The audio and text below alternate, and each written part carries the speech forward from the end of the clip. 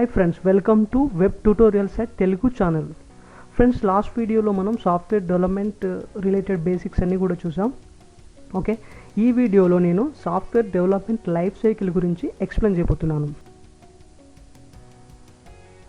Okay friends, మనం ఈ వీడియోలో ఏ టాపిక్స్ గురించి డిస్కస్ చేయబోతున్నామో ఇక్కడ చూద్దాం. So what we learn in this video, first topic వచ్చేసి what is SDLC, second topic what is stakeholders, third topic SDLC phases. So okay, what is SDLC? SDLC popularly known as system or software development life cycle. Okay, so every software engineer should have minimum idea what happen in real time industry, what happen in real time project analysis. So ఖచ్చితంగా ప్రతి software developer కూడా ఇది తెలిసి ఉండాల్సిన topic. Okay, so మనం SDLC అంటే ఏం చెప్పొచ్చు అంటే, a software industry design, develop, test the software to produce high quality software that meets customer goals, reaches completion within times and estimation cost is called software development life cycle. So friends, ఒక application design చేయాలి, develop చేయాలి, test చేయాలి, అది customer యొక్క గోల్స్కి reach అవ్వాలి within టైంలో. So ఇవన్నీ కూడా ఉంటేనే దాన్ని మనం సాఫ్ట్వేర్ డెవలప్మెంట్ లైఫ్ సైకిల్ అనొచ్చు. ఓకే, సో ఎలా చెప్పొచ్చు అంటే, ఇప్పుడు ఒక సివిల్ ఇంజనీర్ వచ్చేసి ఒక ప్రాజెక్ట్ హ్యాండిల్ చేయబోతున్నారంటే వాళ్ళు ఫస్ట్ ఒక రిక్వైర్మెంట్ గ్యాదర్ చేసుకొని డిజైన్ చేసి దాన్ని ప్లాన్ చేసి వాళ్ళు ఆ బిల్డింగ్ను కన్స్ట్రక్ట్ చేస్తారు. అలాగే సాఫ్ట్వేర్ ఇండస్ట్రీలో కూడా ఒక అప్లికేషన్ను డెవలప్ చేయాలంటే ఫస్ట్ మనకు ఒక ప్లాన్, ఒక డాక్యుమెంటేషన్ అనేది ఖచ్చితంగా ఉండాల్సిందే. Stakeholders, what is the stake holders? So stake holders అంటే మనం సింపుల్గా చెప్పొచ్చు, a company has different types of stakeholder. Stakeholder is a person or organisation. Stakeholder can be internal or external stakeholder.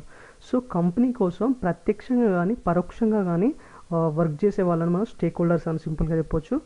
So a stakeholder is a person or organisation. ఒక person అయి ఉండొచ్చు, లేదంటే ఒక company అయి ఉండొచ్చు. Okay friends, దీంట్లో మనకు 2 types ఉంటాయి. ఫస్ట్ వచ్చి internal stake holders.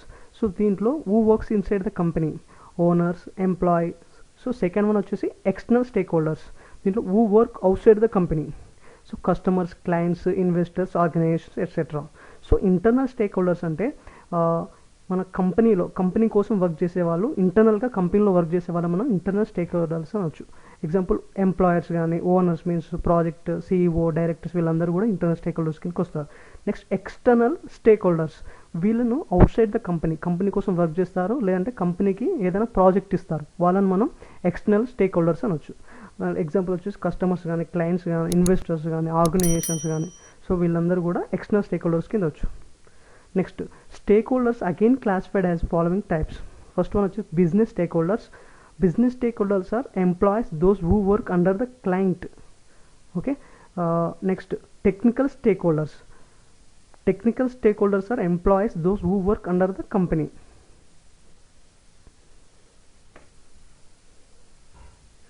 So friends, ఈ స్లైడ్లో మనం SDLC phases చూద్దాం. So SDLC has existed 6 phases as per IEEE standards. So IEEE means Institute of Electrical and Electronics Engineering. So it is an organization for documentation of project environment. Means so ఒక project environment కోసం డాక్యుమెంటేషన్కి ఉండాల్సిన guide lines కానీ, qualifications కానీ, ఇలాంటివన్నీ కూడా IEEE institute చూసుకుంటుంది. So దాన్ని base చేసుకొని నేను ఇక్కడ 6 phases క్లియర్గా ఇచ్చాను. సో ఫస్ట్ ఫేజ్ వచ్చేసి feasibility study. So next second phase analysis, third phase design, fourth phase coding, fifth phase testing, sixth phase delivery and maintenance. Okay friends, so feasibility study complete అవ్వగానే అనాలిసిస్కి వస్తుంది, analysis complete అవుతేనే డిజైన్కి వస్తుంది, design complete అవుతే coding complete అవుతే testing నుంచి delivery and maintenance, ఇలా data flow అనేది ఉంటుంది.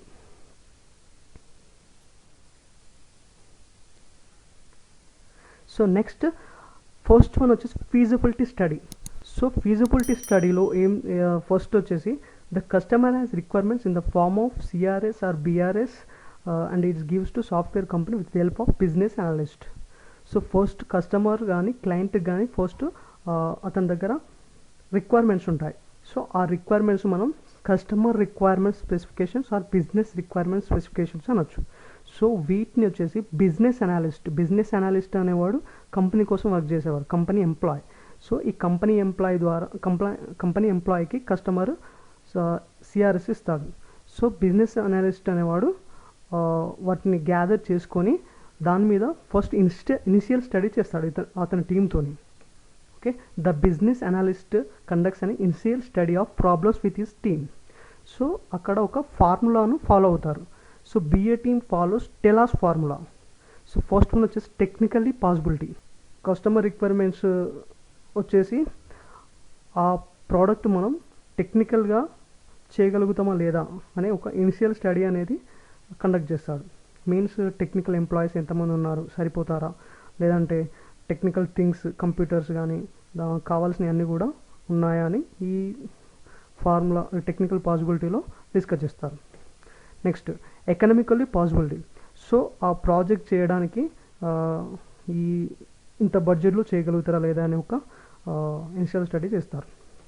నెక్స్ట్ లీగల్లీ పాసిబిలిటీ మీన్స్ సైబర్లా కొన్ని రూల్స్ ఉంటాయి, ఆ రూల్స్కు లోబడి ఈ ప్రాజెక్ట్ కంప్లీట్ అవుతుందా లేదా అని ఒక ఇనిషియల్ స్టడీ కూడా చేస్తారు. నెక్స్ట్ ఆపరేషనల్ పాసిబిలిటీ అంటే కస్టమర్ యొక్క మీన్స్ క్లయింట్ అతను ఎక్స్పెక్ట్ చేసే ఆపరేషన్స్ మనం చేయగలుగుతామా లేదా అనే ఇనిషియల్ స్టడీ కూడా చేస్తారు. Next schedule possibility. So with in టైంలో ఈ ప్రాజెక్ట్ కంప్లీట్ చేయగలుగుతామా లేదా అనే ఒక పాసిబిలిటీ ఉందా లేదా అనేది కూడా ఇనిషియల్ స్టడీలో డిస్కస్ చేస్తారు.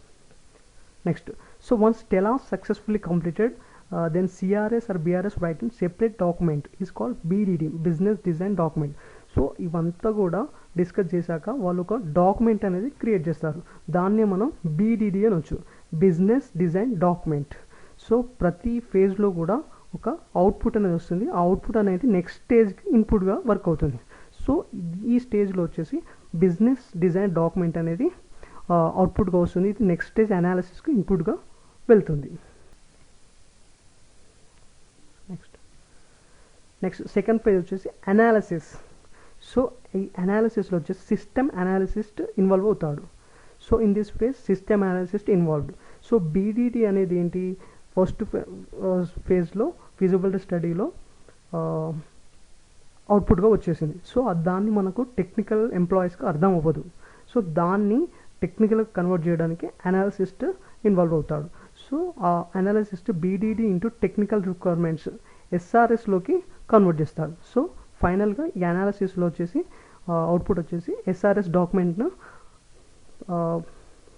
ప్రొడ్యూస్ అవుతుంది. ఓకే, సో ఈ SRS is input to the design phase. Next stage design ఫేజ్కి ఇది ఇన్పుట్గా వెళ్తుంది.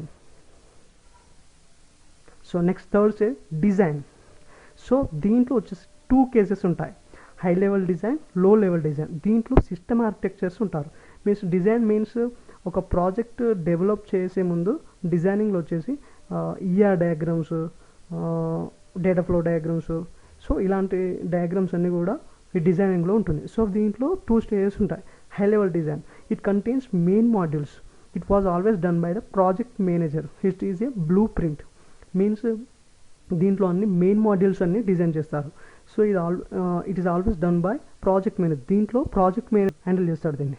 So it is a blue print of total project. Next second phase వచ్చేసి లో level design, it contains sub modules and child modules, it was always done by the project leader. So దీంట్లో వచ్చేసి project leader కానీ అంతకంటే తక్కువ employees దీంట్లో involve అవుతారు. ఇదేంటంటే sub modules and child modules దీంట్లో డిజైన్ చేస్తారు. సో ఈ స్టేజ్లో వచ్చేసి మనకు ఒక అవుట్పుట్ అనేది ఎగ్జిట్ అవుతుంది, అది వచ్చేసి ప్రాజెక్ట్ డిజైన్ డాక్యుమెంట్. సో ఇది నెక్స్ట్ స్టేజ్ కోడింగ్, ఇది ఇన్పుట్గా వెళ్తుంది.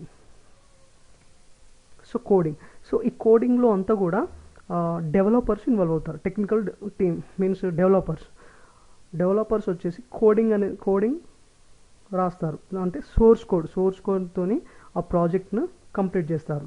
సో దీంట్లో ఒక టెస్ట్ అనేది జరుగుతుంది. దాన్నే మనం వైట్ బాక్స్ టెస్టింగ్ అనొచ్చు.